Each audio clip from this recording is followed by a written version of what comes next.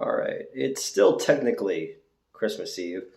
Um, I worked 6:45 in the morning to 10 o'clock at night, and then almost ran out of gas because there was no gas stations open anywhere near me. I live in a major metropolitan city, but apparently people like to be with their families on holidays or some fucking shit. Whatever.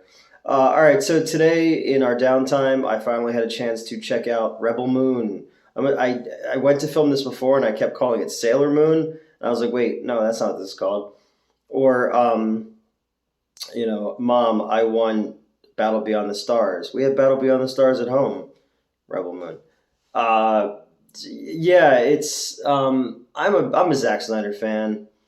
I defend his movies a lot, but this one is all the things that people say about his movies, all in the forefront. And don't is it a ripoff of Star Wars? Yes, but Star Wars is a ripoff of, the Hidden Fortress and Buck Rogers and all that stuff. So whatever. Everybody copies off of everybody. There's no original stories or ideas out there anymore. At least none that are going to get made by major studios. Although I don't know how Netflix is even like remotely profitable. Like you always read about how they just lose money. It's like who owns them? It's like Russian oligarchs, I think. Um, yeah, it's murky. It's stilted. It hits beats verbatim from A New Hope. Um, and instead of having fun, roguish, endearing characters or villains that we actually like. It's just characters who are just the cardboard cutout version of what that character is supposed to be. It's the Magnificent Seven. It's Seven Samurai. It's Battle Beyond the Stars. Except for Battle Beyond the Stars, it was a Roger Corman Star Wars ripoff, but it had fun, quirky B movie characters. And if this one had some life in it, I would have given a shit, and I'd be able to look past the fact that it has a Mos Eisley cantina where they meet a smuggler and he has to smuggle them off the planet. Um, you have actors who I like in other things. I like Ray Fisher. I like Arnold Vosloo, or not Arnold Vosloo. Arnold Vosloo is the dude from Damon Hamju. Arnold Vosloo is the dude from The Mummy, right? I don't fucking know. Merry Christmas, motherfuckers. This is disappointing, man. And the lead is she was in Star Trek Beyond. She was in the Tom Cruise Mummy. There's another Mummy reference. Um, I saw Mummy killing Santa Claus. That was a script I wrote about a mummy Krampus and the actual war on Christmas. Um, what else was she in? Yeah, Star Trek, The Mummy. Kingsman. She was the Blade Runner chick.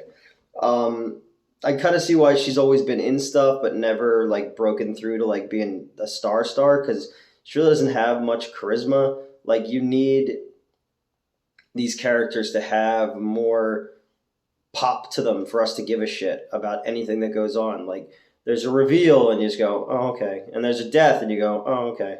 I don't care, and that sucks. Now, granted, this is the first part of a larger story.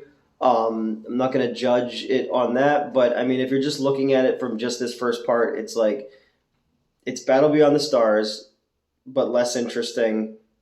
It's Battle Beyond the Stars with prequel Star Wars prequel level writing, and even the designs of everything, like the designs of all the armor and everything, looks like Warhammer.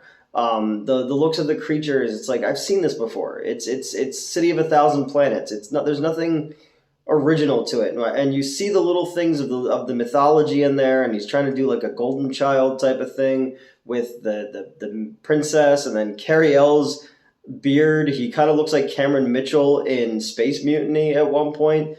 It was disappointing. It was really disappointing. I really expected something more out of Snyder for this one. I thought you could mix Greek mythology with the Arthur legend, with sci-fi, and with Kurosawa, and create something new and interesting. But no, it's a planet of farmers and a girl who in a farm with a mysterious past, and then space Nazis come for her, and one of the space Nazis, like it literally is like literally dressed like Nazi stormtroopers, and he looks like not Cillian Murphy.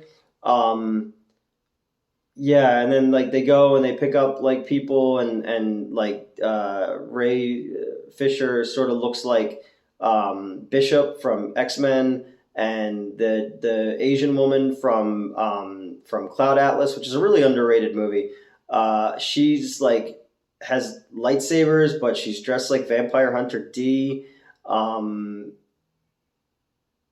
I don't know. I don't know. I was very disappointed. I found myself just kind of like not interested, but wanting to be interested because every so often something neat would happen. Um, or like there would be a design or something, and I go, oh, that's kind of cool. But then they just tell you everything, and it's like, oh, I was essentially Gamora, and I was adopted by a tyrant who trained me like Gamora and Nebula in the Avengers, and then I turned on him, and now I'm out for revenge. Okay, you know my whole arc now. You got your Lando Calrissian character who turns on them. It all just felt stilted and lifeless. And again, as somebody who's a big Zack Snyder fan, I can look past all the slow mo and all that kind of stuff and be like, well, hold on, there's this and there's that there. No, this one is just like it's nothing I haven't already seen done better elsewhere. You see like creatures and you go, oh, okay, but that sort of looks like this thing, so disappointing. I'll check out the next one. It's like the something Scar, whatever, to see where this is going, and maybe when all the pieces come together, it'll be something.